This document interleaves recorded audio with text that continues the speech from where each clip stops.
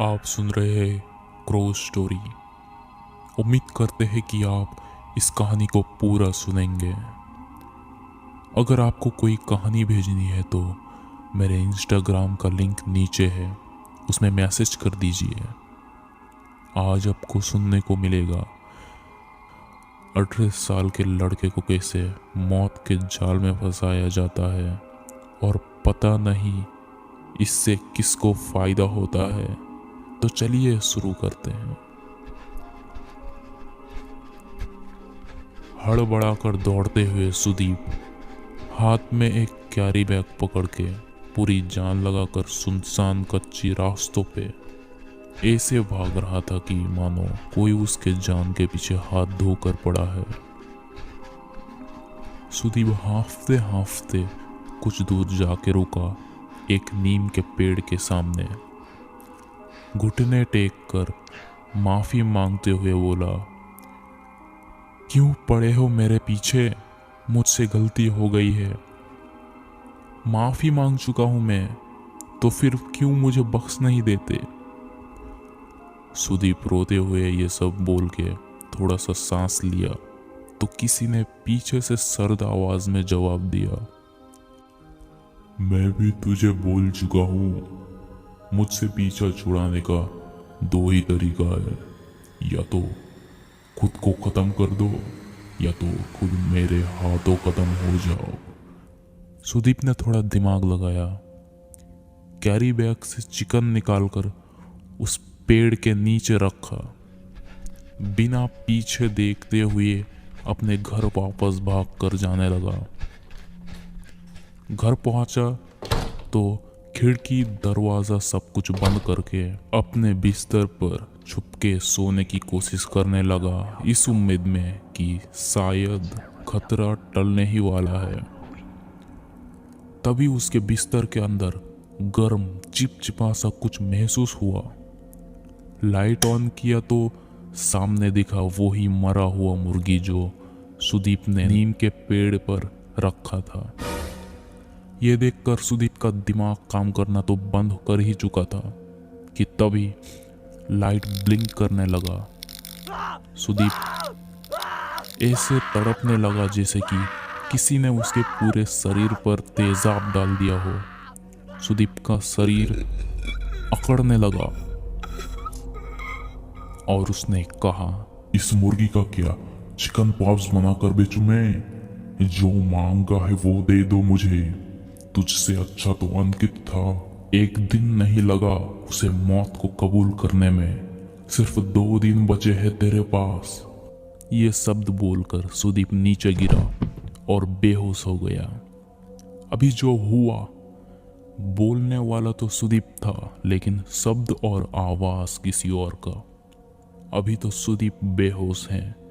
क्यों ना इसी मौके पर आपको मैं समझा दूं कि आखिर ये हो क्या रहा है। करीब 2 दिन पहले सुदीप को एक अनजान नंबर से कॉल आया। कॉल अंकित का था। हेलो सुदीप, देख दोस्त, तू बोल रहा था ना मुझे उस कब्रिस्तान में बैठकर कि तुझे इन चीज़ों पर विश्वास नहीं हो सकता, तो मैं तुझे आज बताऊंगा।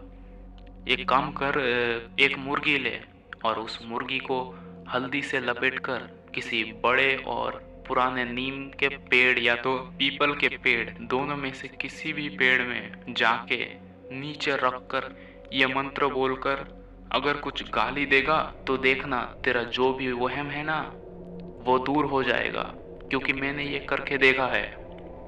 अब मैं तुझसे बात नहीं करूंगा क्योंकि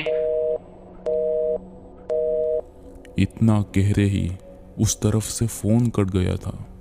सुदीप ने उसकी बातों को सुनकर यह अंदाजा लगाया कि कुछ बात तो है, वरना इतना घबराते मेरे दोस्त अंकित को मैंने कभी नहीं देखा। सुदीप अगले ही दिन स्कूल से आकर पढ़ाई करने लगा और 2 घंटे पढ़ाई करने के बाद अंकित ने जो फोन में कहा था वो याद करने लगा। सुदीप भी अभी बोर हो रहा था तो सोचा क्यों ना यही कर लिया जाए। तुरंत ही जो सामान अंकित ने कहा था वो सामान तैयार करके इंतज़ार करने लगा, ये सोचकर कि रात के 12 बजे ही सही समय रहेगा। सुदीप ने वो ही किया जो उसे करना नहीं चाहिए था। सुदीप कोई एक्सपेरिमेंट जैसा कर रहा था। सुदीप मन ही मन में बोला, एक दो ख्वाहिश मांग लूंगा, या तो ये सब सच होता है या नहीं यही देख लूंगा। घर में माँ बाप तो है नहीं, क्यों ना थोड़ा मज़ा ही कर लिया जाए भूतों के साथ। 12 बज गए घड़ी में। सुदीप दौड़कर गया नीम के पेड़ के पास और सामने मुर्गी को रखते हुए कुछ मंत्र बोलकर गाली भी देने लगा। कहाँ पर मार रहे हो तुम सब, आ जाओ मेरे सामने। 3 मिनट तक कोई जवाब नहीं पाकर गुस्से में सुदीप वही हल्का होके वहां से निकल ही रहा था कि किसी ने एक ठंडी आवाज में कानों के पास आकर बोला, हम आते हैं जरूर, लेकिन खाली हाथ नहीं जाते। सुदीप, कौन है? हाँ, कौन है यहाँ पर? तुम हमें देख नहीं पाओगे।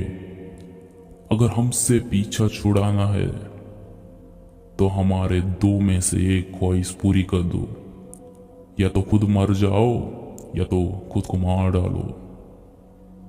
तुम्हारा दोस्त अंकित, उसको तो एक ही दिन में मार दिया था हमने।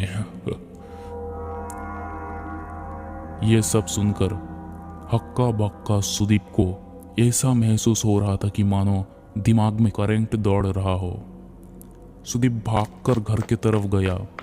घर में पहुंचकर दरवाजा खिड़की सब बंद करके अंकित को फोन करने की सोचा तो फोन में कोई जवाब नहीं आ रहा था। लेकिन तभी सुदीप को याद आया, तुम्हारा दोस्त अंकित, उसको तो एक ही दिन में मार दिया था हमने। सुदीप के पैरों से लेकर सर तक रोंगटे खड़े हो गए। शरीर में एक जलन सी महसूस होने लगा। देखो, आप जो भी हो माफ कर दो मुझे। मैं तो बस यूं ही खेल खेल में ये देख रहा था कि जो मेरे दोस्त ने बोला वो सच होता है या नहीं। पूरे बदन पर ऐसा लग रहा था कि जैसे हर एक चमड़ी को खींचा जा रहा हो। सुदीप का मुंह अकड़ा और कुछ शब्द सुनाई दिए। 3 दिन देता हूं तुझे, या तो तू खुद 3 दिन के अंदर मरेगा, या तो हम खुद तुझे तीसरे दिन मार देंगे। सुदीप नीचे गिर के बेहोश हो गया। पूरी रात बेहोश रहकर सुबह जब आंख खुली तो वो सोच में पड़ गया था कि कल जो सब हुआ वो सब रोकने का तरीका क्या हो सकता है। सबसे पहले मुंह धोकर खाना बनाया। भूख से पेट एकदम जल रहा था। खाना बनाकर और खाना खाकर देखा कि दोपहर हो चुका है। आज स्कूल नहीं जा पाया तो मॉम डैड के साथ फ़ोन पे थोड़ा बात की। उसके बाद पढ़ाई करने लगा। पढ़ाई करते करते शाम हो चुका था। पढ़ाई के प्रेशर में सुदीप ने मन ही मन में बोला, अरे यार, सामने एग्ज़ाम है, अगर मार्क्स ठीक नहीं आए तो पापा मुझे मार डालेंगे। सुदीप की फटी हुई कान को और फाड़ने के लिए एक ठंडी सी आवाज़ पीछे से आई, मौका ही नहीं मिलेगा तेरे बाप को। सुदीप को मानो सांप सूंघ गया हो। कुछ पल तो यूं ही सुन पड़े हुए कुछ सोचा। उसके बाद सुदीप ने अपने ड्रॉयर से पैसे निकालकर भागा बाहर रोड की तरफ। कुछ दूर एक कसाई के दुकान में गया, एक कटी हुई मुर्गी ली और एक कैरी बैग में डालकर दौड़ने लगा। सुदीप फिर से उस नीम के बड़े और पुराने पेड़ के पास गया। हड़बड़ा कर दौड़ते हुए सुदीप हाथ में एक कैरी बैग पकड़ के पेड़ के पास गया तो समस्या हल नहीं हुई। तो घर पहुंचकर बिस्तर पे सोया तो वो मरा हुआ मुर्गी पाया सुदीप के मुंह से अजीब से शब्द निकले। 2 दिन है तेरे पास। सुदीप बेहोश हो गया। तो दर्शकों, यह तो था फ्लैशबैक। अभी सुदीप बेहोश है। कुछ समय बाद सुदीप ने देखा उसके दोस्त अंकित उसके सामने था। बेचारा अंकित, दुनिया में उसका कोई नहीं, यही सोचकर रो रहा था अकेले अकेले। रोते रोते अंकित ने अपने घर से एक रस्सी ढूंढकर निकाला। उसके बाद फैन पे रस्सी बांध के सुदीप का आंख इस बुरे सपने को देखकर खुली। अब दिमाग में यह सब चल रहा था कि कहीं यह सुबह उसकी आखिरी सुबह तो नहीं। सुदीप ने अपनी साइकिल निकाली और निकल पड़ा अंकित के घर की तरफ। देखने गया कि आखिर अंकित किस कारण से मरा है और अभी तक खबर भी नहीं आई। और कल फ़ोन किया था तो किसी ने वापस कॉल क्यों नहीं किया। 5 मिनट बाद अंकित के घर पहुंचा। सुदीप अंदर गया तो जो देखा वो देखकर सुदीप का मुंह खुला का खुला रह गया, क्योंकि अभी सुदीप के मुताबिक तो अंकित मर चुका था। तो शायद उसके घर में कोई भी रिश्तेदार या तो उसका किसी दोस्त से मिलकर ये पूछने वाला था कि अंकित का मौत का कारण क्या हो सकता था। लेकिन अभी सुदीप के सामने अंकित जिंदा तो था लेकिन बीमार। सुदीप ने बोला, अरे अंकित भाई, ये सब क्या हो रहा है? मुझे कुछ समझ नहीं आ रहा है। तेरे ये हालत भी उस भूत ने ही किया है ना यार? जल्दी बोल, ये सब कैसे रोके? और तू मुझे फोन में ये सब ऐसा क्यों बोला कि तू मुझसे बात नहीं करेगा? रुक, पहले ये सोच कि उस भूत को कैसे रोके। सुदीप एक ही सांस में ये सब कुछ बोलकर थोड़ा आराम लेने की सोचा ही था कि उसकी सोच तो सोच ही रह गई। जबकि अंकित ने बोला, अबे तू पागल हो गया है क्या? एक तो सर्दी से सर दर्द होकर माथा फटा जा रहा है और तू ये बकवास कर रहा है। तुझे मैंने कब कहा कि मैं तुझसे बात नहीं करूंगा? मैंने तो तुझे फोन भी नहीं किया क्योंकि मेरे फोन का डिस्प्ले खराब हो चुका है। और तू किस भूत का बात कर रहा है? हाँ? सुदीप के तो मानो होश उड़ गए थे। सुदीप ने कांपते आवाज में बोला, अरे 2-3 दिन पहले ही तो तूने कॉल किया।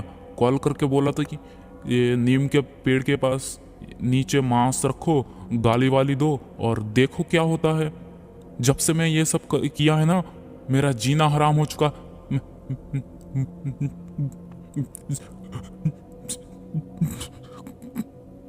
सुदीप के शरीर में फिर से एक जलन सी होने लगी। सुदीप किसी कटी मुर्गी की तरह तड़पने लगा और फिर से बिल्कुल आज ये तो मरेगा, साथ में तू भी नहीं बचेगा। आज ही खेल खत्म होने वाला है। इतना कहते ही सुदीप बेहोश हो गया। बेचारा सुदीप। जब 4 घंटे बाद उसकी आंख खुली तो आसपास लोग देखकर थोड़ा डर कम हुआ। सामने अंकित ने बोला, देख भाई, ये सब मेरे दोस्त है और ये मेरा मासी का बेटा है। ये सब कुछ दिन तेरे साथ रहेंगे। अब तुझे डरने का कोई ज़रूरत नहीं। खाना वाना रेडी है, तेरे ख्याल रखने के लिए इन सबको बुलाया गया है। तू खाना खाकर आराम कर, कल देखेंगे कि तुझे कौन सता रहा है। ज़रूरत पड़ने पर मंदिर भी जाएंगे, बाबा को भी दिखाएंगे, सब करेंगे, लेकिन तुझे कुछ नहीं होने देंगे। ये कहकर अंकित ने सुदीप को शांत किया और वो आराम करने के लिए चला गया। सुदीप खाना खाकर फिर से सो गया। बदन में इतना दर्द हो रहा था कि ठीक से चला भी नहीं जा रहा था। खाना खाकर सोया तो नींद सीधे रात के 12 बजे एक आवाज सुन के खुली। रात के 12 बजे ही सही समय रहेगा। मेरे ऊपर मूत दिया था, आज के बाद मूतने का लायक नहीं छोड़ेंगे। सबको गाली दिया था उसने। सुदीप घबराते हुए जागा और हर तरफ नजर दौड़ाई तो देखा कि वो अपने ही घर पर था। उसके बिस्तर पे जो दोस्त थे, एक एक के बाद हर एक को देखा, साथ में अंकित को भी, तो समझ आया कि ये सब कोई इंसान तो नहीं हो सकते। सुदीप के मुंह से एक जोरदार चीख गूंजी। उन चारों में से एक ने सुदीप के गले को पकड़ा। उसके बाद कहीं से एक रस्सी आई और गले को कसते हुए ऊपर फैन के साथ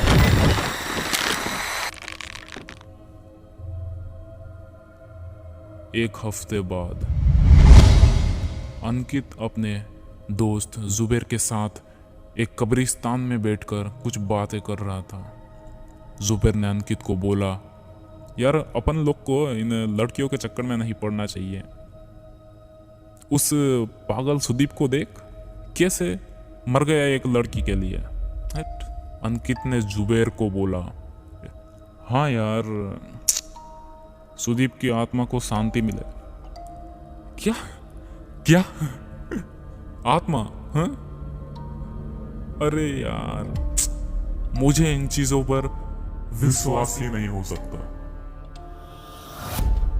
तो मेरे व्यूअर्स, कहीं आप भी किसी को कब्रिस्तान में ये ना बोले कि मुझे इन चीज़ों पर विश्वास हो ही नहीं सकता।